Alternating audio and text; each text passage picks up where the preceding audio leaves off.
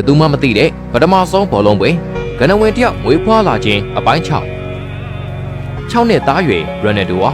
အိမ်ရဲ့စူညံရန်ဖြစ်တန်တွေကလေစိတ်အာရုံတွဲဖို့သူ့ဘောလုံးလေးကိုပိုက်ပြီးတော့သူကစားနေကြနေရာလေးစီကိုရောက်လာခဲ့ပါတယ်။ထုံးစံတိုင်းရိုနယ်ဒိုဟာလက်ရန်ကိုဘောလုံးနဲ့ကန်ပြီးပြန်ဖမ်းလိုက်ဘယ်ချင်းနဲ့ကန်ပြီးညာချင်းနဲ့ပြန်ထင်းယူလိုက်ညာချင်းနဲ့ကန်ပြီးဘယ်ချင်းနဲ့ပြန်ထင်းယူလိုက်ရင်ဘက်နဲ့ထင်းယူလိုက်တယောက်တည်းကစားနေခဲ့ပါတယ်။ဒါပေမဲ့ရိုနယ်ဒိုရဲ့မျက်လုံးတောင်စွန်းကနေခက်လန်းလန်းကမြေကွက်လက်ကျဲထဲမှာကစားနေကြတဲ့သူတွေ့နေကြကလေးတစ်တိုက်စီကိုရောက်နေခဲ့ပါတယ်။သူလည်းသူတို့ထဲဝင်ပြီးကစားကြည့်ခြင်းခဲ့တာပါ။ကစားနိုင်မယ်လို့လည်းယုံကြည်ခဲ့ပေမဲ့အရင်တစ်ခါသူ့သွားပြောတော့ကအငင်းခံထားရတာကြောင့်စိတ်ထဲမဝင်မရဲလဲဖြစ်နေခဲ့ပါတယ်။နောက်ဆုံးကောင်လေးတွေကဘောလုံးကစားရင်သူ့အနာရောက်လာခဲ့ပါတယ်။အဲ့ဒီအချိန်မှာတော့ရိုနယ်ဒိုဟာစိတ်ထိထားလို့မရတော့ပဲပြေးသွားပြီးတော့အော်ပြောလိုက်ပါတော့တယ်။ရေးသွားရင်းနဲ့ဘောလုံးကိုလည်းဘယ်ညာရိုက်ပြီးတဲသွားကကောင်းလေးတွေနာရောက်တဲ့အခါမှာဘောလုံးကိုသူ့ခြေထောက်ထဲကြားညှပ်ပြီးနောက်ပြန်မတင်လိုက်တော့ခေါင်းနဲ့ဖန်ထိပြလိုက်ပါတယ်ပြီးမှမင်းတို့သိလားငါအသက်6နှစ်ပြေးသွားပြီကွာငါမင်းတို့နဲ့ကစားလို့ရပြီဆိုပြီးတော့ပြောလိုက်ပါတယ်အဲ့ဒီထဲကအတန်လီနိုဆိုတဲ့ကောင်လေးကခရစ်စတီယာနိုမင်းဘာလာပြောနေရတယ်ဆိုပြီးတော့ပြန်မေးလိုက်ပါတယ်ဒါနဲ့ရိုနယ်ဒိုကလည်းမင်းတို့ပဲငါတက်6နှစ်ပြည့်သူကစားလို့ရပြီလို့ပြောထားရလေကွာဆိုပြီးတော့တုံ့ပြန်လိုက်ပါတယ်အနောက်မှာရက်နေတဲ့ကောင်လေးတွေကရိုနယ်ဒိုကိုဝိုင်းရကြပြီလေအတန်လီနိုကမရေကြဖို့တားလိုက်ပြီးတော့ရိုနယ်ဒိုဖက်တဲ့ကမင်းခုနကလှုပ်သွားတာတော်တော်မိုက်တာပဲအတော်လေးကျင်ထားလားဆိုပြီးတော့မေးလိုက်ပါတယ်ရိုနယ်ဒိုကလည်းနေစင်မပြတ်လေးကျင်ကြောင်းကြွားလုံးထုတ်နေပြီးစိတ်ထဲမှာတော့ကောင်လေးတွေသူ့ကိုစကားလက်ခံပြောနေတဲ့အတွက်ကိုပဲကျေနပ်နေခဲ့ပါတယ်အထူးသဖြင့်သူ့ကိုချီးကျူးလိုက်တဲ့အတန်နားတယ်ထက်တလဲလဲကြားရောက်ရင်ပေါ့သူတို့နဲ့ကစားခွင့်ရတော့မယ်ထပ်ပြီးလ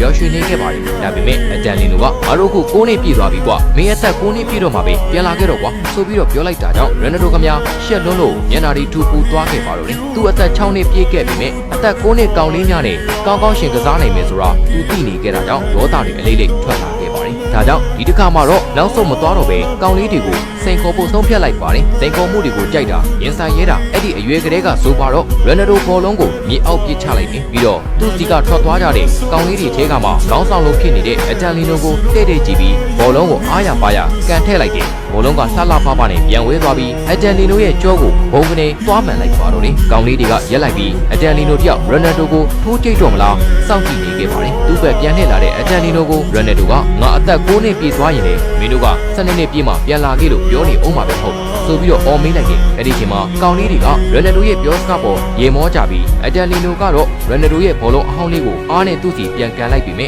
ရိုနယ်ဒိုကအရှိန်နဲ့ပြင်းဝင်လာတဲ့ဘောလုံးကိုအသာရပဲခြေဖျားနဲ့ဖမ်းထိန်လိုက်တယ်အတန်လီနိုကလည်းခရစ်စတီယာနိုမင်းကိုအသက်6နှစ်ရှိပြီပြောတယ်မလားဒါဆိုရင်ငါတို့ခုကန်မဲ့ပွဲကိုနိုင်အောင်လာလုပ်ပေးလေဆိုပြီးတော့အော်ပြောလိုက်ပါတယ်အတန်လီနိုဒေါသထွက်လို့ပြောလိုက်တာမှန်ပေမဲ့ရိုနယ်ဒိုရဲ့စိတ်ထဲမှာတော့အခုလိုကစားဖို့အခေါ်ခံရမယ်လို့မထင်ထားတဲ့အတွက်မယုံနိုင်ဖြစ်နေခဲ့ပါတယ်ဘောလုံးကွဲဘက်လဲသွားနေပြီဖြစ်တဲ့အတန်လီနိုကရိုနယ်ဒိုဘက်ပြန်လှည့်ကြည့်ပြီးမင်းပါမလားမပါဘူးလားဆိုပြီးတော့အော်မေးလိုက်တော့မှရိုနယ်ဒိုလည်းသူတို့နောက်ကိုပြေးလိုက်သွားပါတော့တယ်အကြီးတဲ့မျက်ရည်လွှဲတဲ့ရိုနယ်ဒိုရဲ့မျက်လုံးကလည်းပထမဆုံးအဖွင့်နဲ့ဘောလုံးကစားရတော့မှဖြစ်တာကြောင့်စိတ်လိုရှားပြီးမျက်ရည်တွေဝဲတက်လာပါတယ်ဒါကြောင့်လေအိမ်မာတို့ကိုဖုံးကိုလေးလို့ခေါ်ကြပြီးတော့ဘော်ဒါတွေကတော့ခရိုင်းပေပြီးလို့စနောက်တက်ကြပါတယ်ရိုနယ်ဒိုအနားရောက်လာတဲ့အခါမှာအတန်လီနိုကသူ့ပခုံးကိုဖတ်လိုက်ပြီးခုနကန်ချက်ကောင်းနေကွာငါကြော်တော်နာသွားတယ်ကွာဆိုပြီးတော့ပြောရင်းနှစ်ယောက်သားရေမောလိုက်ကြပါတယ်သူတို့နဲ့ရိုင်ဘက်ဖြစ်နေကစားမဲ့ကောင်လေးအချို့ကအုတ်ခဲတွေနဲ့ဂိုးတိုင်တတ်မှတ်နေကြပြီးအချို့ကတော့ဘောလုံးအပေးယူလုပ်ပြီးကစားနေကြပါတယ်ရိုနယ်ဒိုတို့အဖွဲ့ရောက်သွားတဲ့အခါမှာရိုင်ဘက်တွေကအတန်လီနိုထက်တောင်အသက်ကြီးမဲ့ပုံရှိပြီးတော့12နဲ့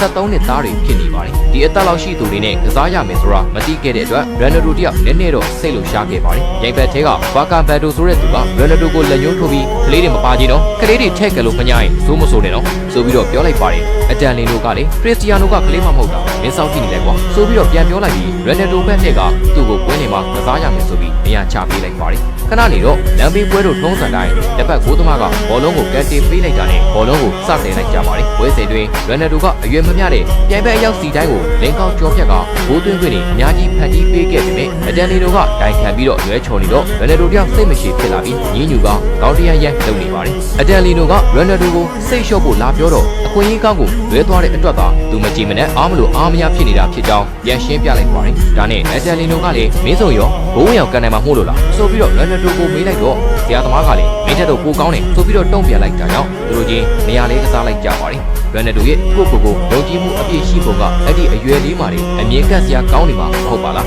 းဝဲပြီးတော့အိမ်ပြန်ကြတော့အတန်လီနိုကရိုနယ်ဒိုကိုကြည့်ပြီးခေါင်းတစ်ခါကလှုပ်ခါအ သက်6နှစ်တဲ့ကွာမင်းသား9နှစ်10နှစ်ရောက်ရင်ဘယ်လိုတော့ကစားနိုင်လဲငါတွေးတော့တွေးလို့မရဘူးဆိုပြီးတော့တပြုံးပြုံးနဲ့ပြုံးနေခဲ့ပါတယ်ရန်နယ်ဒိုတို့ရဲ့အိမ်စုံလေးရှိရောက်တော့ကလေးတွေရက်လိုက်ကြတယ်ရန်နယ်ဒိုကအတန်လီနိုကိုမျက်စိတစ်ပတ်မှိတ်ပြပြီးငါကြီးလိုက်ရင်ရီယယ်မက်ဒရစ်အသင်းမှာကစားကျင်တာကွာဆိုပြီးတော့ပြောလိုက်ပါတယ်အတန်လီနိုကလည်းရီယယ်မက်ဒရစ်မှာမကစားကျင်တဲ့သူဘယ်သူရှိမှလဲဟာဆိုပြီးတော့ပြောရင်ရန်နယ်ဒိုရဲ့စပင်ကိုဖွာလိုက်ပါတယ်အဲဒီနောက်တော့သူတို့တွေကိုစီအိမ်ပြန်သွားကြပြီးရန်နယ်ဒိုကလည်းအင်ရှိရက်စောင့်နေတဲ့အမေစီကိုပြေးသွားပါတော့တယ်ပြီးတော့အတန်လီနိုတို့နဲ့အတူပါဝင်ကစားခဲ့ကြောင်းပြိုင်ဘက်ကောင်လေးတွေကအသက်ဘလောက်ကြီးကြောင်းတော်ကီတွေထိုင်ပွားနေလိုက်ပါတယ်အမေဖြစ်သူမာရီယာကလည်းအံ့အားသင့်သွားခဲ့ပြီးသူ့သားရဲ့ပါးကိုငုံကနမ်းလိုက်ပါတယ်ရန်နယ်ဒိုကတော့စကားတွေတရဇက်ဆက်ပြောနေစေဖြစ်ပြီးတော့တားတော့နိုင်တယ်တားကနှစ်ကိုးပဲသွင်းနိုင်ခဲ့တယ်ဆိုပြီးတော့ကြွားလုံးထုတ်နေပြီမဲ့မကျေနပ်တဲ့လေတံမျိုးနဲ့ဖြစ်နေလေတော့အမေဖြစ်သူကနှစ်ကိုးတောင်ဆိုတော့မကောင်းလားပြန်နှစ်သိမ့်ပေးခဲ့ပါတယ်ရန်နယ်ဒိုကတော့တားကဟက်ထရစ်သွင်းနေတာဆိုပြီးတော့ပြောနေတာကြောင့်တားဖြစ်သူရဲ့စိတ်သက်ပြင်းပြမှုကိုရိတ်စားမိတဲ့မာရီယာကသူ့သားရဲ့ခေါင်းကိုပုတ်ပေးရင်းနဲ့ပြုံးကြည့်နေခဲ့ပါတယ်ဒီလိုနဲ့ရန်နယ်ဒိုရဲ့လူမသိသူမသိပထမဆုံးသောဘောလုံးပွဲကဟက်ထရစ်မရလိုက်လို့မကျေနပ်မှုတွေနဲ့စတင်ခဲ့ပါတယ်ဒါကြောင့်ပဲနောက်တစ်ချိန်မှာရန်နယ်ဒိုတယောက်ဟက်ထရစ်တွေအတိုးချပြီးသွင်းခဲ့လေသလားဆိုတာမခံမှန်းတတ်တော့ပါဘူးရန်နယ်ဒိုရဲ့အတော်မတတ်နိုင်တဲ့ကိုတောင်းဆိုမှုတွေကတချို့လူတွေအတွက်တော့နားလည်ရခက်ပြီးမုံတီးကျင်စရာကောင်းနေပေမဲ့ဒါရီဟာရန်နယ်ဒိုဆိုပြီးဖြစ်လာစေတဲ့အကြောင်းရင်းတွေတဲကတခုဆိုတာ6နှစ်သားရွယ်တဲကထင်ရှားနေကြတာမဟုတ်ပါလား